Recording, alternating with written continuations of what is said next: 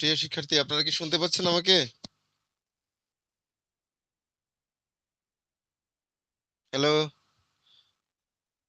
আমাকে শোনা যাচ্ছে? জি স্যার, শোনা যাচ্ছে। স্লাইড দেখা যাচ্ছে? জি স্যার। ঠিক আছে। আমি ফিজিক্সের মানে লাস্ট ক্লাসে পড়েছিলাম হচ্ছে শব্দ নিয়ে, মানে শব্দ কিভাবে উৎপন্ন হয়, শব্দ সঞ্চালন প্রক্রিয়া ইত্যাদি বিষয়গুলো নিয়ে। তো আমি বলেছিলাম যে ওই ধারণাগুলো কাজে লাগবে, এবং আজকে ওই শব্দের উপরেই সম্পৃক্ত আমাদের যে অর্গান বা অঙ্গ, মানে কান, এই কান নিয়ে হচ্ছে আজকের টপিক। মানে মূলত হচ্ছে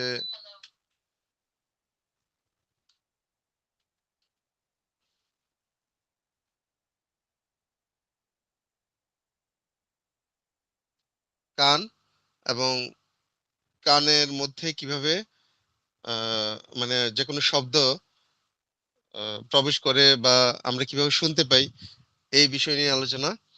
তো প্রথমত হচ্ছে যে কান কি। কান কি এটা সবাই জানেন কান কি। তারপর যদি একটু মানে বুকিশ ভাষায় বলতে হয় বা বইয়ের ভাষায়, তাহলে হচ্ছে যে জ্ঞানেন্দ্রিয়ের সাহায্যে আমরা বাইরের শব্দ শুনতে পাই, বা যার মাধ্যমে আমাদের শ্রবণ অনুভূতি তৈরি হয়, অর্থাৎ কোনো কিছু শোনার ইচ্ছা জাগে যেই অঙ্গের মাধ্যমে বা যে অর্গানের মাধ্যমে, সেটাই হচ্ছে কান। এবং কান সবাই চিনেন। তো আমরা দেখি যে কানের যে গঠন কি ধরনের হয়। কানকে প্রধানত তিন ভাগে ভাগ করা যায়। একটা হচ্ছে বাইরের কান, মধ্যকর্ণ বা মধ্যকান, আর একটা হচ্ছে ভেতরের কান। তার মানে তিনটা অংশ। বাইরের কান কি? বাইরের কান হচ্ছে পিনা ও কানের খাল দিয়ে গঠিত। বাইরের কান শ্রবণতন্ত্রের প্রবেশদ্বার হিসেবে কাজ করে।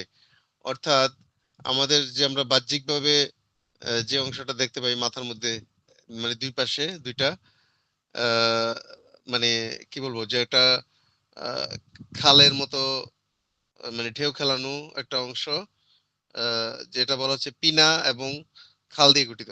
তো পিনা এবং কানের দৃশ্যমান অংশ শব্দ তরঙ্গ সংগ্রহ করতে সাহায্য করে। এখন হয়তো আপনাদের মনে হতে পারে যে এইটার দরকারটা কি ছিল, মানে জাস্ট একটা ছিদ্র থাকলেই তো হতো, শব্দ ওখান থেকে চলে যেত না।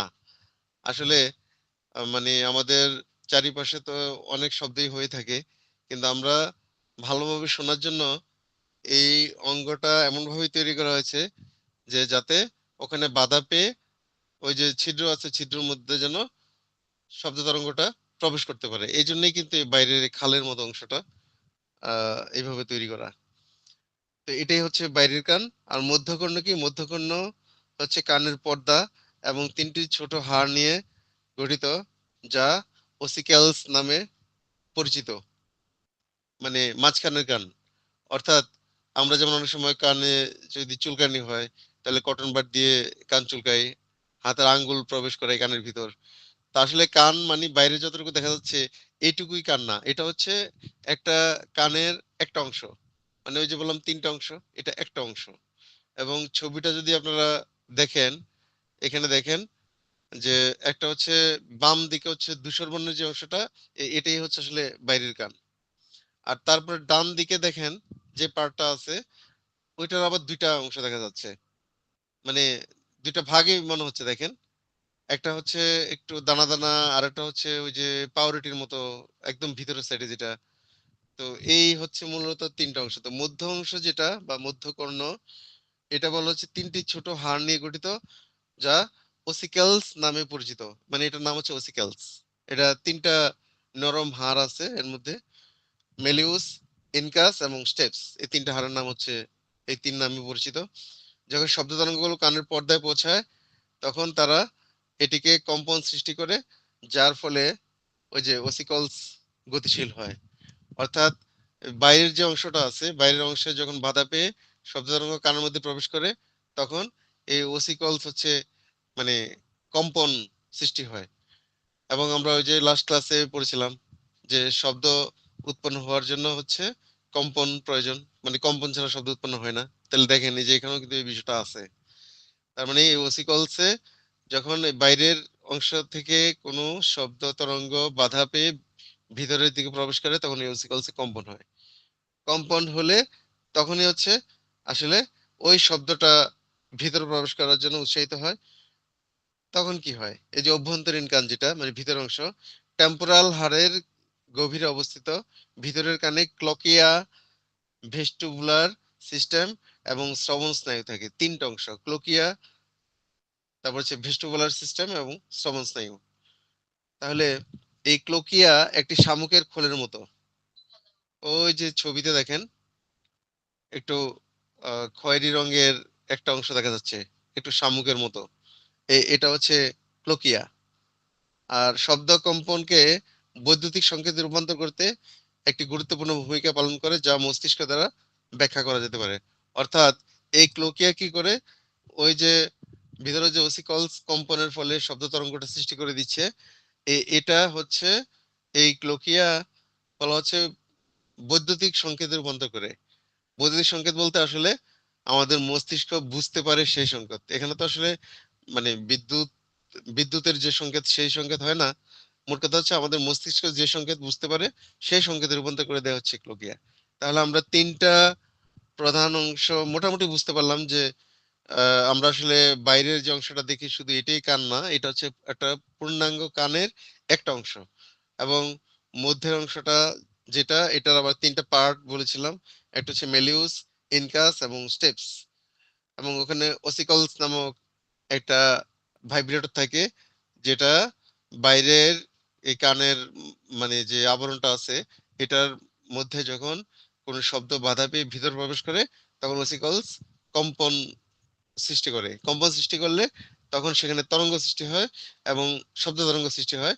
এবং সেই শব্দ তরঙ্গটা আর একটু ভিতরে যখন গিয়ে প্রবেশ করে ওই যে শামুকের মতো একটা অংশ যেটা নাম হচ্ছে ক্লোকিয়া, এই ক্লোকিয়া তখন এটাকে বলা হচ্ছে বৈদ্যুতিক সংকেতে রূপান্তর করে। আসলে বৈদ্যুতিক সংকেত মিন্স যে আমাদের মস্তিষ্ক বা ব্রেন যেই সংকেত বুঝতে পারে সেই সংকেতে রূপান্তর করে দেয়।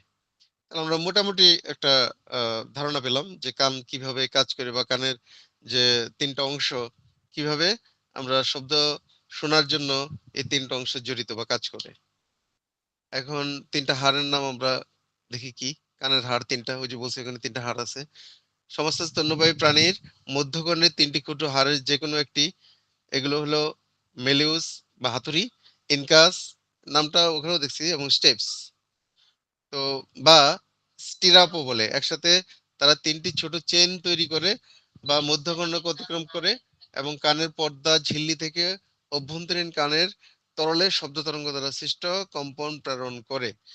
অর্থাৎ তার মানে আমাদের মস্তিষ্কে যে পর্যন্ত সংকেত না পৌঁছাবে সে পর্যন্ত কিন্তু আমরা কোনো শব্দ শুনতে পাই না। মানে শব্দ কানের মধ্যে প্রবেশ করলেই যে আমরা আসলে শুনে ফেলি সাথে সাথে তা না। এখানে অনেকগুলো কাজ হয়। ওই যে ভাইব্রেটর যেটা ওসিকলস, সে হচ্ছে যখন ভাইব্রেশন হবে বা কম্পন হবে তখন হচ্ছে একটা তরঙ্গ সৃষ্টি হয়। আর সেই তরঙ্গটা আর একটু ভিতরে প্রবেশ করলে তখন হচ্ছে কি হয়, ওই যে ভিতরে শামুকের মতো যে অংশটা থাকে, আমরা একটু আগে দেখেছিলাম ওই যে কোকলিয়া, এই কোকলিয়া কি করে সংকেতে রূপান্তর করে এবং সেটা মস্তিষ্কে যায়। মস্তিষ্কে গেলে তখনই আমরা শব্দ শুনতে পাই। তাহলে মোটামুটি আমরা কানের তিনটা মূল অংশ যেটা বহির্কর্ণ, মধ্যকর্ণ এবং অন্তঃকর্ণ, এগুলা তিনটা অংশ সম্পর্কে বা তিনটা অংশের মূল কাজ সম্পর্কে জেনে ফেললাম। এখন দেখি যে এই বহির্কর্ণ যেটা বাইরের অংশ, এটা আরেকটু ডেপথলি আমরা জানি যে এটা কি ধরনের বা এটার গঠনটা কি ধরনের হয়। এটারও তিনটা অংশ আছে। একটা হচ্ছে কর্ণ ছত্র, কর্ণ কুহর, কর্ণ পট। পটহ মানে পট। তো কর্ণছত্র হচ্ছে, কর্ণছত্র দুটি মাথার দুপাশে অবস্থিত এবং অনুচ্ছিক পেশি ও তরুণাস্থি দিয়ে গঠিত। অর্থাৎ আমাদের কান কিন্তু আমরা খুব নরম, হাত দিয়ে এগুলা কি করতে পারি, মুচড়াতে পারি এরকম। তো এটা তরুণাস্থি বলে, মানে যে অস্থিগুলা হচ্ছে খুবই নরম হয়, যেমন আমাদের নাকের হাড়, কানের হাড়, এগুলা হচ্ছে তরুণাস্থি।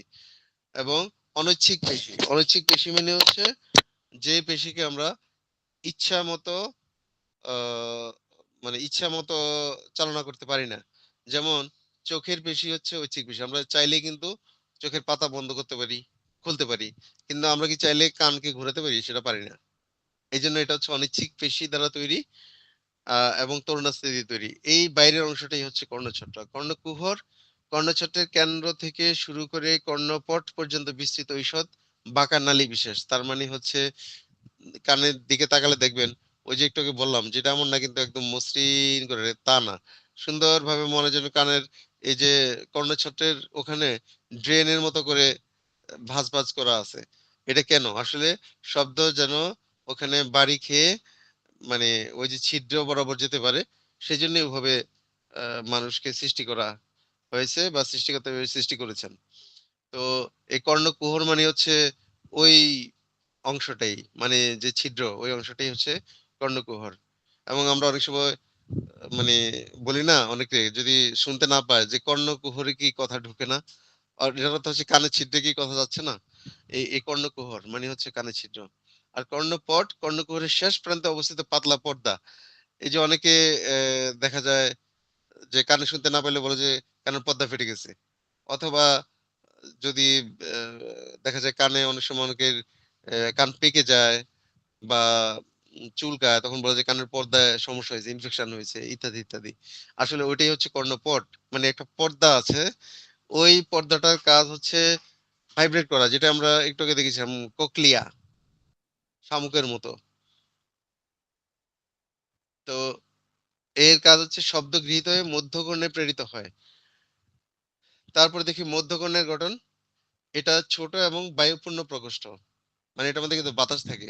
মধ্যকর্ণের এই প্রকোষ্ঠে মেলিয়াস, ইনকাস এবং স্টেপিস নামে তিনটা ছোট হাড় শিকলের মতো থাকে।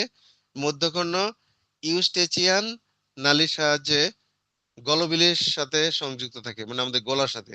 আর একটা ইন্টারেস্টিং ব্যাপার হচ্ছে আমাদের নাক, কান, গলা তিনটার মধ্যে কিন্তু সংযোগ আছে। এবং এই কারণেই সাধারণত মেডিকেল সায়েন্সও ওই যে নাক, কান, গলা মানে এই তিনটা অর্গানের ডাক্তার মানে ওই তিনটা অর্গানকে নিয়ে চিকিৎসা দেওয়ার জন্য মানে একটা ক্যাটাগরি ডাক্তারই হয়, নাক, কান, গলা একসাথে। তার কারণে তিনটার মধ্যে মানে একটা সংযোগ আছে বা সম্পৃক্ততা আছে। সেই কারণে নাক, কান, গলা বা ইএনটি ডাক্তার একজনই হয়।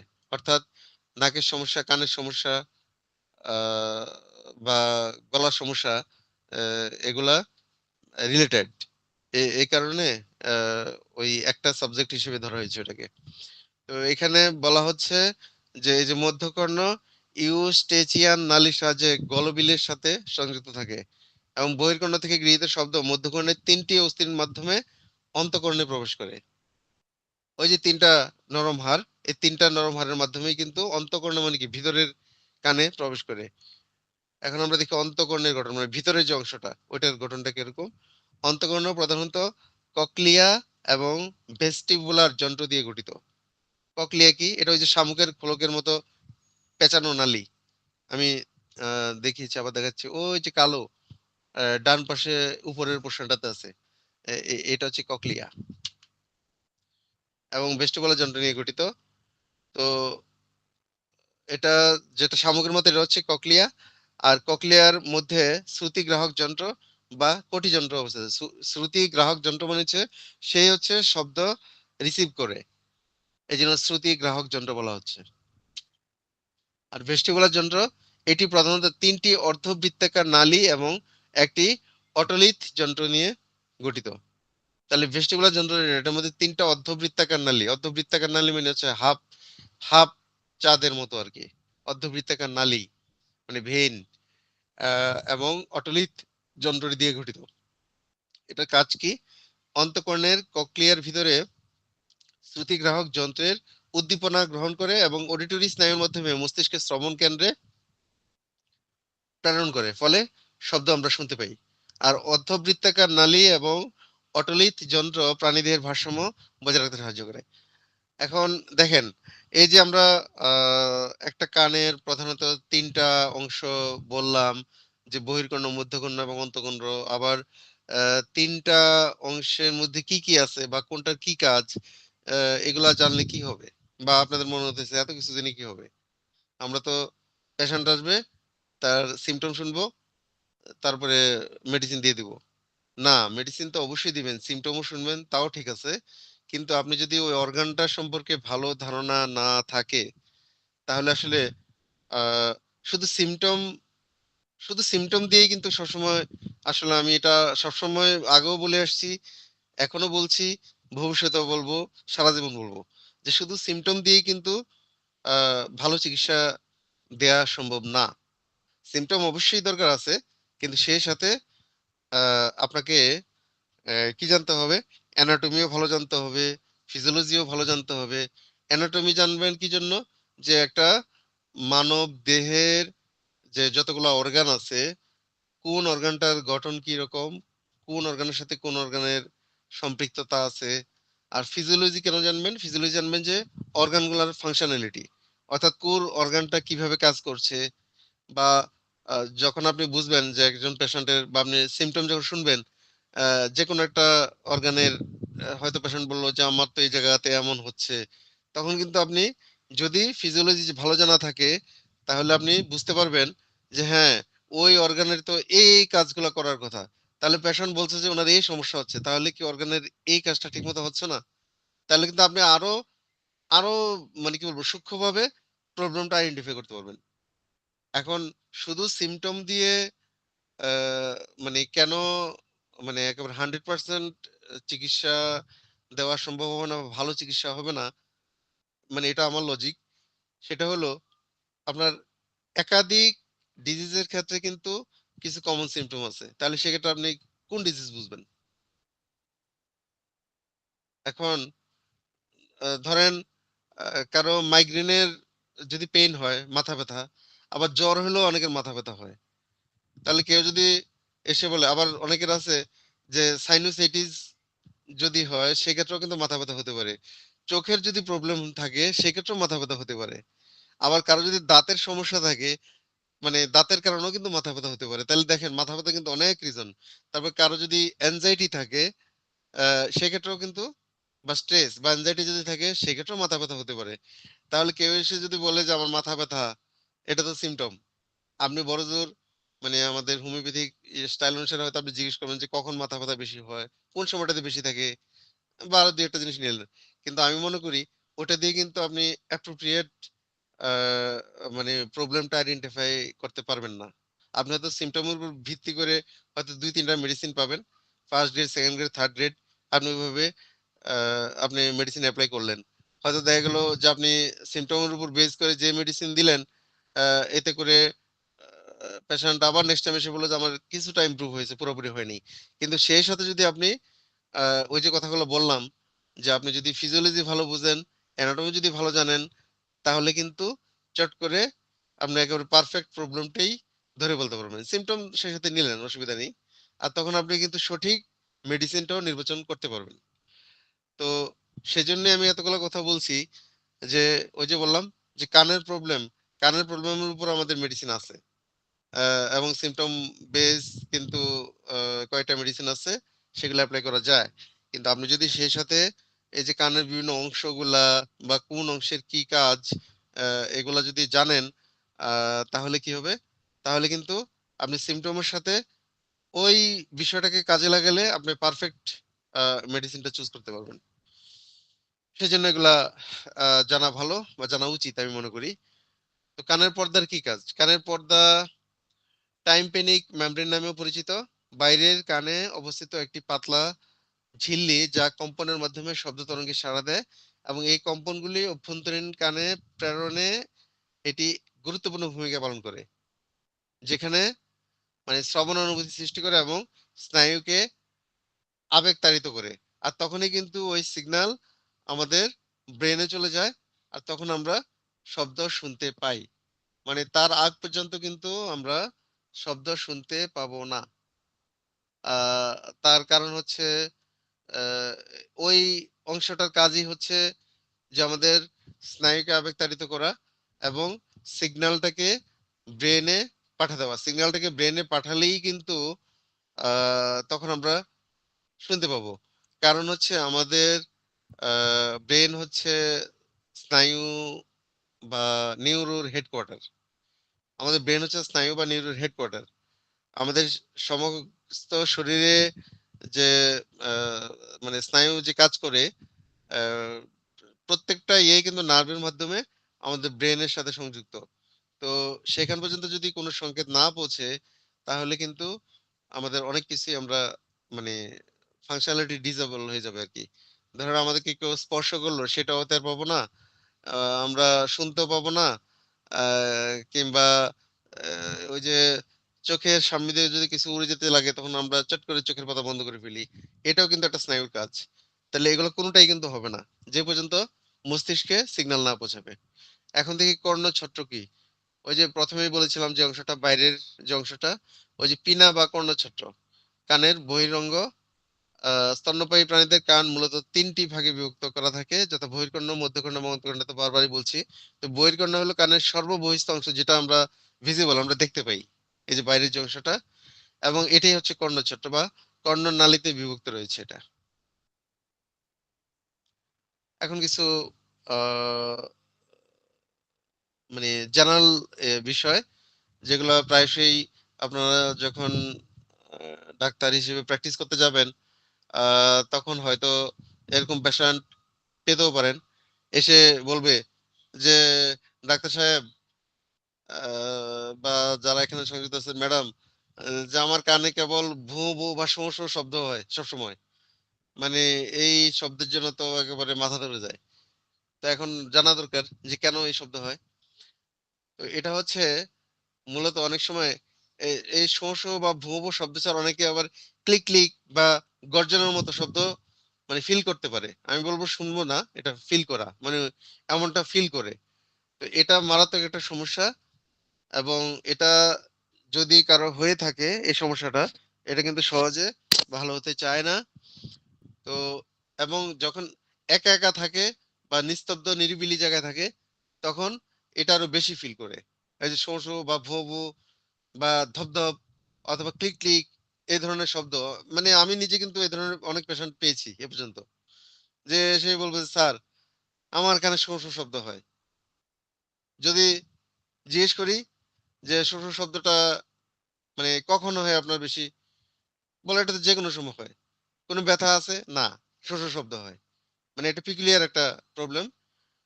তো এই সমস্যাটার নাম হচ্ছে আসলে টিনিটাস। টিনিটাস এই প্রবলেমটা, এবং আপনারাও যখন ডাক্তার হবেন দেখবেন যে হয়তো এই ধরনের পেশেন্ট পেতেও পারেন। তো এই টিনিটাস এই প্রবলেমটার নাম, এবং এই টিনিটাস দু ধরনের হয়ে থাকে, সাবজেক্টিভ এবং অবজেক্টিভ। সাবজেক্টিভ টিনিটাস হচ্ছে এক্ষেত্রে রোগী নিজের কানের ভেতরের শব্দ নিজেই শুনতে পায়, বাইরের থেকে আশেপাশে কেউ সেটা শুনতে পায় না, মানে উনি নিজে ফিল করবে যে ওনার কানের ভিতর শোঁ শোঁ বা ভোঁ ভোঁ বা ধপধপ বা ক্লিক ক্লিক এ ধরনের শব্দ হচ্ছে, উনি নিজেই ফিল করবে। এটা হচ্ছে সাবজেক্টিভ টিনিটাস। আর অবজেক্টিভ টিনিটাস হচ্ছে বাইরে থেকে কেউ যদি কান পাতেন, তাহলে মানে ওই উম, যে পেশেন্ট বলছে, মানে উনি তো বলছে যে উনি শুনতে পাচ্ছে, বাইরে থেকেও যদি কেউ কান ওনার কানের ওখানে দেয়, তাহলে ওই বাইরের ওই ব্যক্তিও কিন্তু শুনতে পাবে। এটা কিন্তু অদ্ভুত এক ধরনের প্রবলেম, টিনিটাস এই প্রবলেমটার নাম। এবং অবজেক্টিভ টিনিটাস মানে হচ্ছে এটা দ্বিতীয় কোনো ব্যক্তিও ওই পেশেন্টের কানে যদি কান লাগান, তাহলে তিনিও শুনতে পাবেন।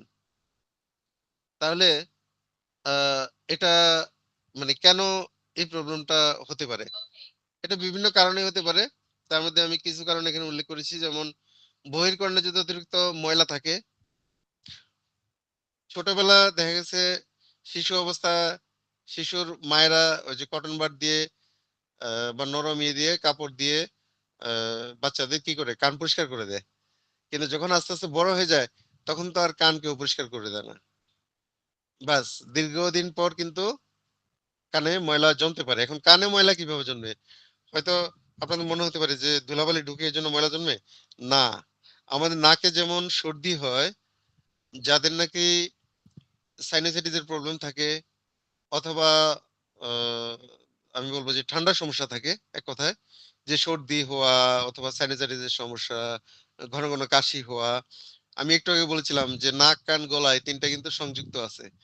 তাহলে আমাদের নাক যেমন বন্ধ হয়ে যায়, আহ, ওই কফ, সাইনোসাইটিস, এই সাইনাসটা কোথায়, নাকের উপরে একদম দুই চোখের কুঠুরির এবং কপালের এই মাঝখানে জায়গাটা। তো এবং ওই পাশেই কিন্তু আছে কান। তো এই কফ বা শ্লেষা কিন্তু আপনার কর্ণনালীতেও যেতে পারে, এবং আমাদের নাকে যেমন মানে সর্দি জমে শুকায় যায় অনেক সময়, ঠিক কানেও তো ওইভাবে শুকিয়ে যেতে পারে। মানে কান দিয়ে তো আর ওরকম সর্দির মতো পড়বে না, এটা যেহেতু গভীরতা আছে, কিন্তু ওই যে শুকিয়ে যায়, ওই শুকিয়েই কিন্তু ওগুলা হচ্ছে কানের ময়লা বা আমরা খোল বলি। এইভাবে কিন্তু কানে ময়লা জন্মে। এছাড়া এটা একটা কারণ। আর আরো বিভিন্ন কারণ হতে পারে, যেমন হচ্ছে হঠাৎ কোনো বিকট আওয়াজের কারণে, হ্যাঁ, মানে হয়তো কোথাও বোমা বিস্ফোরণের আওয়াজ, অথবা অনেকে ওই যে কোনো কনসার্টে গেছে, দেখা গেছে লাউড স্পিকারের সামনে দাঁড়ায় আছে, বাস ড্রামের মধ্যে যখন বাড়ি দিল এই সাউন্ড শুনে, এবার বাস কানে যে একবার মানে একটা গর্জনের মতো আওয়াজ বা একটা যেরকম আওয়াজ শুনতে পাইছে, ওই আওয়াজ আর বন্ধ হয় না। তারপর হচ্ছে দীর্ঘদিন যাদের উচ্চ শব্দের মধ্যে কাজ করতে হয়, তাদের এই সমস্যা হতে পারে। ওই অনেক সময় দেখা গেছে অনেক ক্যানভাসার বা এই ধরনের ব্যক্তি, মানে যারা প্রফেশনালি দেখা গেছে মানে হাই সাউন্ডে কাজ করে, ওদের এই ধরনের হতে পারে। তারপর যাদের বয়স বেশি এবং শ্রবণ শক্তি কম, তাদেরও টিনটাস হতে পারে। মানে যারা অনেকটা বৃদ্ধ হয়ে গেছে, মানে বৃদ্ধ হয়ে গেলে কিন্তু কানে কম শুনতে পান, এবং এই জন্য অনেক সময় দেখা যায় অনেক বৃদ্ধ মানুষ মানে কথা বললে, আস্তে কথা বলে শুনতে পায় না। তখন বলে যে জোরে কথা বলো, বা একদম কানের কাছে গিয়ে বলতে হয়, কারণ এতে শ্রবণ শক্তি কমে যায়। এদেরও টিনটাস হতে পারে। তারপর মাথা বা ঘাড়ে আঘাতজনিত কোনো কারণে এই সমস্যা হতে পারে। কেউ যদি ঘাড়ে আঘাত পায় বা মাথায় আঘাত পায়, তাহলেও কিন্তু টিনটাস হতে পারে। তাহলে এই এই যে আমি কারণগুলা বললাম আর কি, যে কি কি কারণে টিনটাস হতে পারে, সেটা সাবজেক্টিভ হোক কিংবা অবজেক্টিভ হোক। তাহলে টিনটাসের কিন্তু কারণগুলা আপনারা জেনে গেছেন। কাজে ভবিষ্যতে যখন আপনারা ডাক্তার হিসেবে প্র্যাকটিস করবেন, আপনাদের কাছে এই ধরনের সমস্যা যখন নিয়ে এসে বলবেন পেশেন্টরা, তার মানে টিনিটাস, সেক্ষেত্রে কোন ধরনের টিনিটাস সেটাও আপনারা আইডেন্টিফাই করতে পারবেন, সাবজেক্টিভ নাকি অবজেক্টিভ। এবং তখন হয়তো বড়জোর প্রশ্ন করতে পারেন যে আপনার এই সমস্যাটা কতদিন যাবত, বা প্রথম কি করে এই সমস্যাটা শুরু হলো। হয়তো দেখা গেল যে ওনার যদি মনে থাকে, তাহলে আপনি কিন্তু ওই হিস্ট্রি থেকে জেনে যাবেন যে হয়তো কোনো কনসার্টে গিয়েছিল, বা বিকট কোনো শব্দ শোনার পর থেকে, অথবা ঘাড়ে আঘাত পেয়ে, হুম, অথবা দেখা গেল যে ওটা কোনোটাই না, উনি বলে যে হঠাৎ করে এই একদিন থেকে এরকম হওয়া শুরু হয়েছে। তাহলে বুঝতে হবে ওনার কানের ভিতর ময়লা জমে আছে, উনি দীর্ঘ বছর, দীর্ঘদিন না, দীর্ঘ বছর কান পরিষ্কার করেন না, সেই কারণেও হতে পারে। তো সেই অনুসারে আপনাদের মেডিসিন প্রেসক্রাইব করতে হবে। এখন মেডিসিন কি প্রেসক্রাইব করতে হবে, সেটা আপনারা মেডিকেল সাবজেক্টেও জানতে পারবেন, কিংবা যদি ফিজিওলজি সাবজেক্ট পড়ে সেখানেও টিচাররা বলতে পারে। তবু আমি একটু বলি, আমাদের কানের জন্য যদি এক্সটার্নাল মেডিসিন হিসেবে বলেন, মানে কানের ড্রপ হিসেবে ইউজ করা অনেক সময় মুলেন অয়েল নামক লিকুইড, সেটা কানের ইনফেকশনের জন্য খুব ভালো কাজ করে। আহ, এবং যদি আপনি আইডেন্টিফাই করতে পারেন যে কানে ময়লা জমে হয়েছে, তাহলে মুলান অয়েলের চেয়ে বেটার হচ্ছে হাইড্রোজেন পারঅক্সাইড। হাইড্রোজেন পারঅক্সাইড দিলে যে ঘটনাটা ঘটে, 1-2 ফোঁটা দিলেই ওই কানের ময়লা খই ফোঁটার মতো ফুটে বেরিয়ে যাবে কান থেকে। এটা হচ্ছে সহজ উপায়। আর যদি কানে ইনফেকশন হয়ে থাকে, অথবা দেখা গেছে কারো কানে পানি ঢুকেও কান বন্ধ হয়ে যেতে পারে, বা তারপর থেকেও সমস্যা দেখা দিতে পারে, বা কারো কান থেকে পুজ পড়তেছে, সেক্ষেত্রে মুলান অয়েলটা ভালো কাজ করে, কার্যকর মেডিসিন। এখন আমরা দেখি মধ্যকর্ণজনিত সমস্যা। মধ্যকর্ণজনিত সমস্যা হচ্ছে অটোস্ক্লেরোসিস নামক একটা রোগ আছে, যার ফলে কানের 3টা হাড়, মেলিয়াস, ওই যে ইনকাস এবং স্টেপিস, একটা আরেকটার সাথে লেগে যায়। 3টা হাড়, এবং লেগে গেলে তখন শক্ত হয়ে যায়, এবং 3টা হাড় কিন্তু 3টা পজিশনে থাকে। 3টা যদি একসাথে লেগে যায়, তখন কিন্তু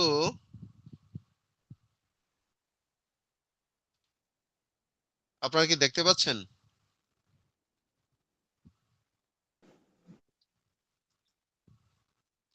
শেয়ারিংটা মনে হয় চলে গেছে, আবার দিচ্ছি।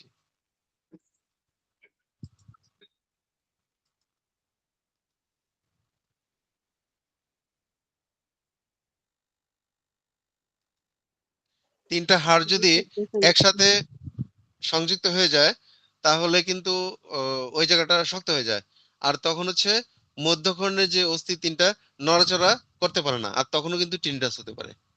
মানে ওই প্রবলেমটাই হচ্ছে টিনিটাস, এটা মনে রাখবেন। এখন টিনিটাস কি কি কারণে হতে পারে আমি কারণগুলো ব্যাখ্যা করছি। আগেরটা যেমন ছিল বহির্কর্ণের সমস্যা বা সাধারণ যে সমস্যাগুলো হয়ে থাকে। প্রবলেম করতেছে, আবারও দেখতে পাচ্ছেন না তাই না?